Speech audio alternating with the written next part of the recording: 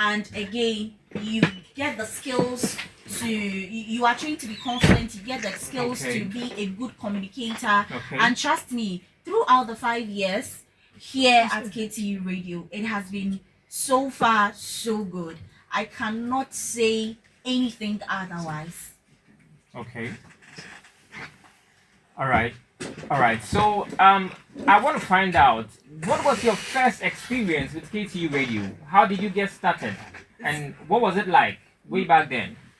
First experience, I would say the very first day I came here, or I joined KTU Radio as a volunteer, the first thing I was asked to do was to learn how to play the music, as in learn how to DJ. So one thing about KTU Radio is that when you come here, it's not about what you want, as in probably you just want to be a presenter, a host, or an MC. You would have to go through all the fields or all the steps when it comes to journalism. So you would learn the field work and then the in-house work, which is the presentation and the playing of music, the production and all that. And then with the field work, you'd learn the reporting, how to write news, articles, stories. So you'll be shaped all around. 1,000. Yes. So wherever you happen to find yourself, you can fit in. When you are asked, you go to an organization and then you are asked to do production, you can do it. When you are asked to do marketing, you can do it. Anywhere you are placed, you are good to go. Oh, that is awesome. I'll come back to you, Yadekta Guda. I'm joined by Mensa Steven Amakwe. You are welcome, sir. Thank you very much, Starboy DNA. How are you doing today? I'm doing very, very, very, very well. Happy to join the World College Radio Day. Yeah. All right. So I want to ask you, what was your first experience with KTU Radio? Oh, my first experience on here as a KTU radio presenter was very, very, very, very funny experience, because I didn't even really know the ropes. I'm part of the sports presenter right here and present sports. Back then in first semester, I used to come here for sports beats, where we will always join Jolly Wonders and DJ KMZ when they're hosting the Morning Rush, the show, and we always come here for the sports beat. So when we are coming every day, and then with the processing, the confidence, we start building a lot of confidence, and then we grow, and then it has been very, very wonderful, a roller coaster of a lot of emotions, a lot of hard work. Me and my team right there on Spotlight. So you are a student of KTU Radio? Yeah. I studied biomedical engineering. Wow, that is awesome. So how is it combining what you study and what you do here in KTU? As for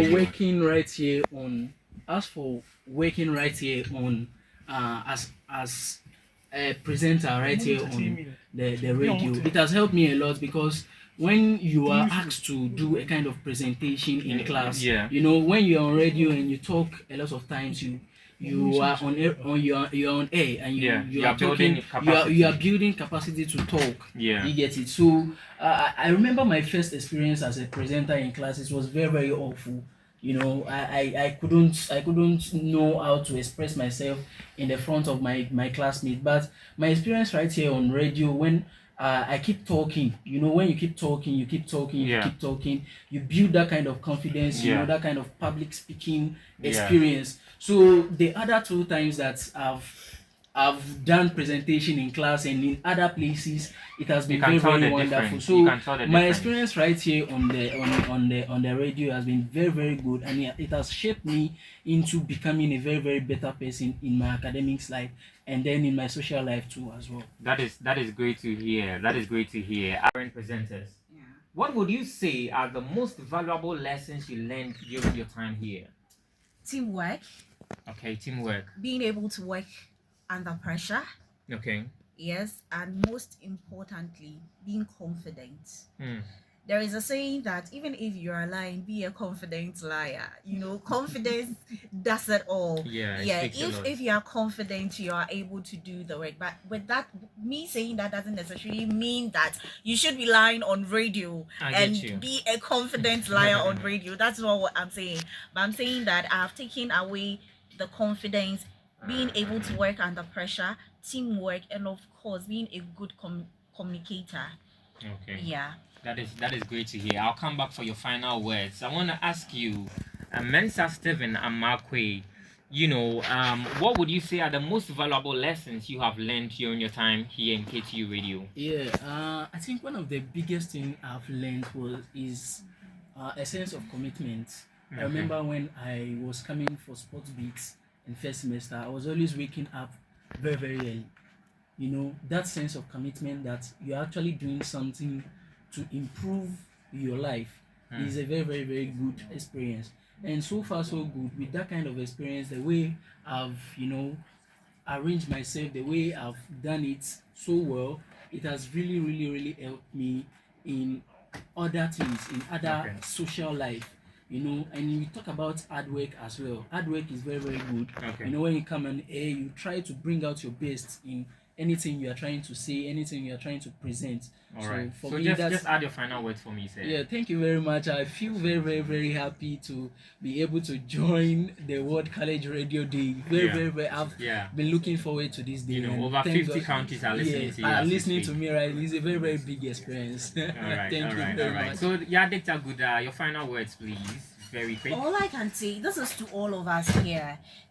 Since we are here doing the radio work, doing journalism, all we need to do is that we should always make sure information we pass out there, it's true. We shouldn't misinform people, because right now that is the headache we are having at the moment. So we should do away with misinformation, and most importantly, be committed to our work as journalists. I want to find out what is the key role that the guidance and counseling department play in supporting students throughout the academic journey. Thank you. Good afternoon to all listeners, and good afternoon to you, sir. Yeah, the Guidance and Counseling Directorate, or the office,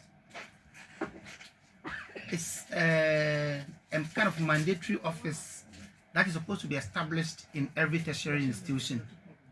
KTU, not being an exception, also has this directorate which I head. And students of all shapes, all forms coming to campus. University life is full of stresses. Yes. Young adults, older adults, people who are married, at the same time schooling, raising children, schooling, and so on and so forth, have a lot of challenges. They encounter a lot of issues on campus, and this cannot go unanswered.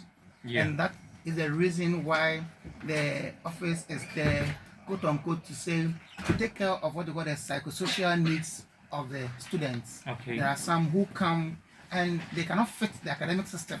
Maybe right from SS, they come here, their freedom is so much, they cannot even manage their freedom. And so they come, and then we help them, maybe in terms of time management. I mean, it depends, whatever issue different the person different issues. all of it that are come to referred to your as the office. psychosocial issues that the students come with, and then we help them out of it. I have a very sensitive question for you, sir. How does the department measure its impact or success in supporting students with financial needs? Financial needs, when it comes to that, our office operates what we have the financial aid system. So we had a financial aid office, which I chair. It's a board set up by management, I think in 2008. And I am the chairman of that board. And students with financial needs, we put in adverts, they apply, they are screened, and then those that we think deserve, based on the board's assessment, deserve. So you listen to their stories? Yes, they can. We interview each and every one of them. Yes. And then that is where, as part of the university's corporate social responsibility, we also help students in need. And that is financial aid. It is not a loan that we give to them. Wow, that is awesome. So currently you have students that you are supporting? Yes. That is awesome. That is awesome. Finally, I want to find out that what is the future plan or initiatives that are in place to expand or improve the counseling services that the students do benefit? Yes, the plan, the university is, let me say, I don't even say it's growing. The university has grown, and we have over 12,000 students currently. So what we plan doing, which I have a proposal I have written, is to involve effectively those we refer to as academic counselors. So all the lecturers, as done in the traditional universities, all the lecturers qualified to be academic counselors. So we will take them through basic counseling training, and then they will also help in that direction, and they will refer cases that maybe go beyond their ambit to the office for us to take care of them. And also to liaise with the SRC, we have done it before, to liaise with the SRC in organizing programs for students, maybe how to study effectively, how to manage your stresses, academic stress, and so on and so forth. To support their mental health, mental state. Exactly. Because mental health is everything. If you have a proper and a good mental health, I think Professor Dr. Agavua will bear me out. If you have a very good mental health, that means that you can be able to live comfortably and do whatever. I wanted to have this interview with you. I am one of your boys from some few years ago. Interested. Yes. It's a big honor for me. You're welcome once again. Thank you very much. Thank you. All right. So we want to find out. We want to throw a light on artificial intelligence today. So some people are out there who are so naive about these things. So to the layman, what would we say is artificial intelligence?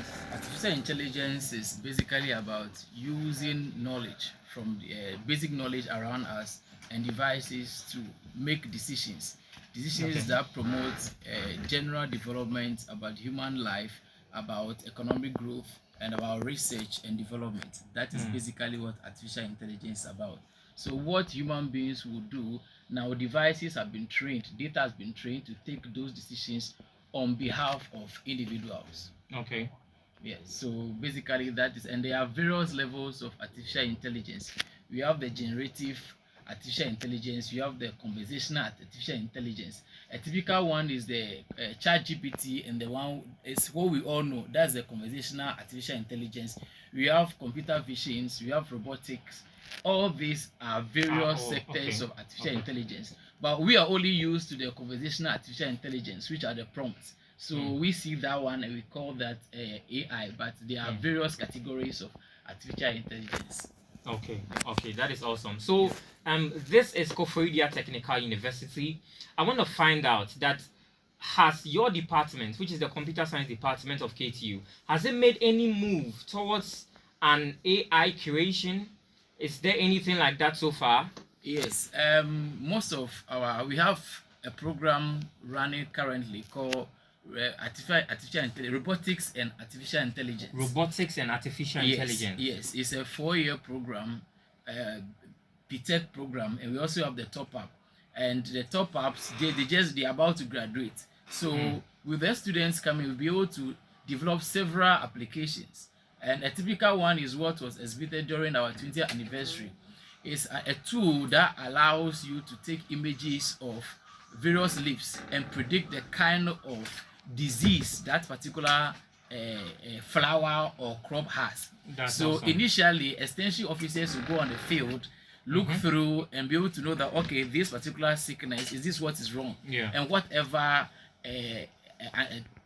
drug they have to use. To use. But now what we intend to use is we want to use what they call simple mobile apps. You take it, it runs through a trial data set and is able to tell you this is what is wrong with it and predict a particular drug to use. That is awesome. This will be so beneficiary to the our agriculture at large.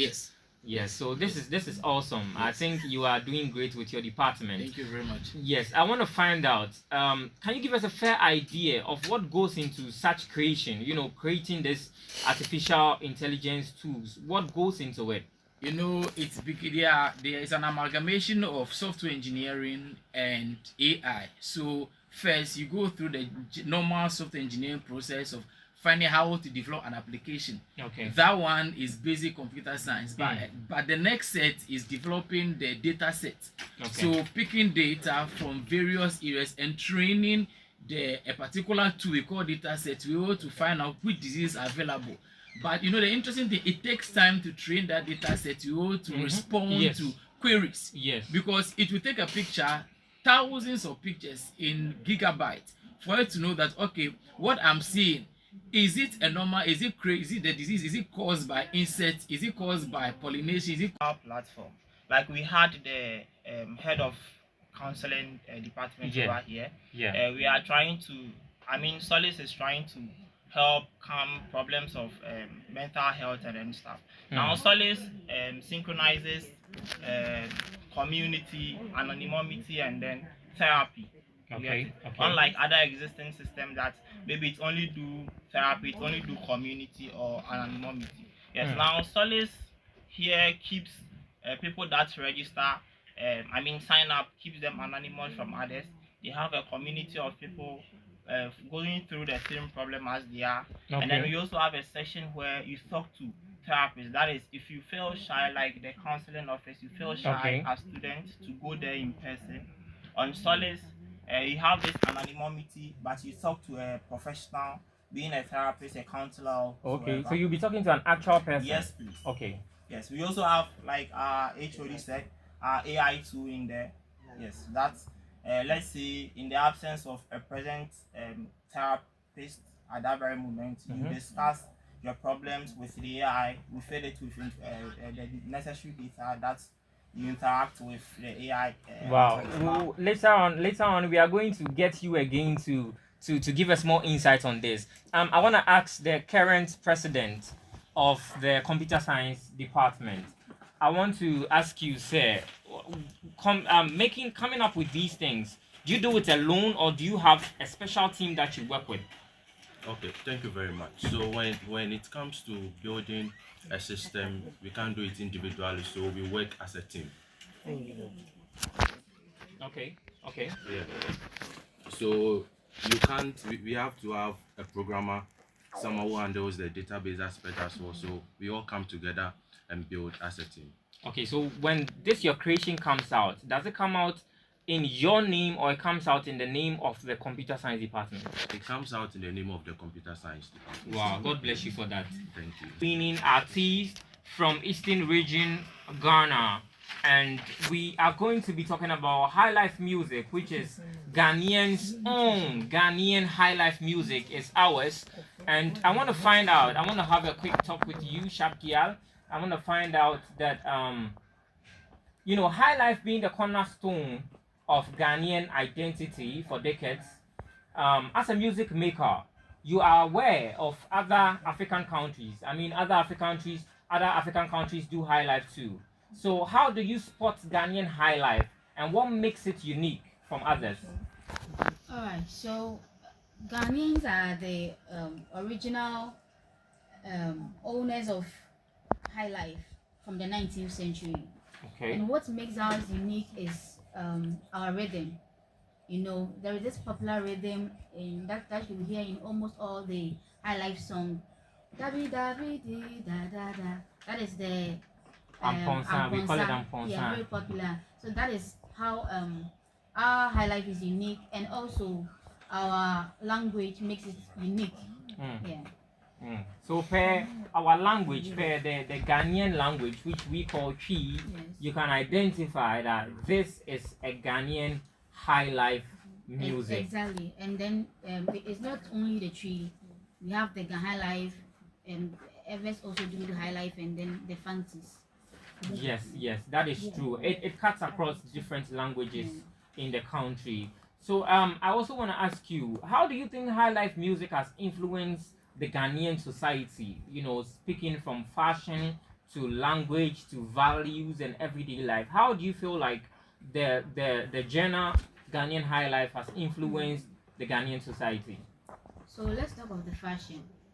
Let's say there is a high life, a night party, and every Ghanaian hear this, they will just find their African attire and then go for that particular party. So in this essence, the African print takes a major role when it comes to high life and fashion. Yes. And the next question. Yes, so I was asking you, per our values, our fashion, our language. I mean, how do you feel like, this genre, Ghanaian high life, how does it influence these things? All right, so when it comes to the languages too, you hear an Ekapem singing in Ewe language. Okay. Yeah, so it's bringing unity. exactly. Yeah. Great. So our Ghanaian high life is bringing more unity and bond between the people of Ghana, because our high life shows itself in different languages. Exactly. So if you like the song and you can't speak the language, you try to learn the song and makes you feel like you're part of those people, which is great and very, very awesome. So these days we are in 2025. These days we find out that with Afro beats and other genres that are gaining global popularity, do you think high life is being overshadowed, or is it evolving alongside in its own way? High life is not overshadowed. It's rather evolving. You see, high life is the basic of almost all the genres of African music. Okay. When you play Afrobeat, you hear high life in it. You see, let me give you a typical example of this guy's song, Down Flat by Kelvin Boy. Yeah. When you listen to that song, you hear it's actually high life. High life. Yes, so high life is not overshadowed at all. Yes, it has been part of us, and it will always be part of us. That is the HND programs. We have 2-year degree programs. We call it top up. These are all available. If you want to apply, you can apply by going on to ktu.edu.gh, ktu.edu.gh, and you can apply. If you are an international student, you can apply from any country at all. You can get access to be a part of KTU, that is Koforidua Technical University in Ghana, West Africa. So we are thankful to the organizers of the World College Radio program. Today happens to be the World College Radio Day, and we are so grateful to be a part of this, being the only African campus radio to participate.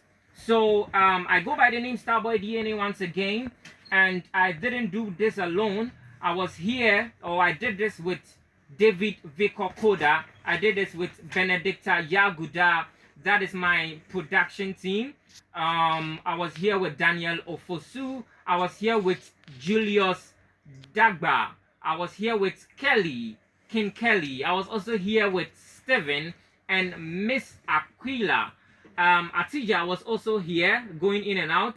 So I thank everybody for listening. We are so grateful to everybody who tuned in to be a part of this show today. Much thanks to the departments who came here to give us more insight about their impact in the lives of students and the society at large. So moving on, the Condición Aberta Radio from Argentina. Condición Aberta from Argentina will be taking over from here. Don't touch that dial. Stay connected. This is the World College Radio program. That is from now. It's a 24-hour program. So if you tune in from now, you are still gonna enjoy some more from different radio stations across the entire globe. So yes, this is KTU Radio, and we are signing out. Thank you for doing the listening.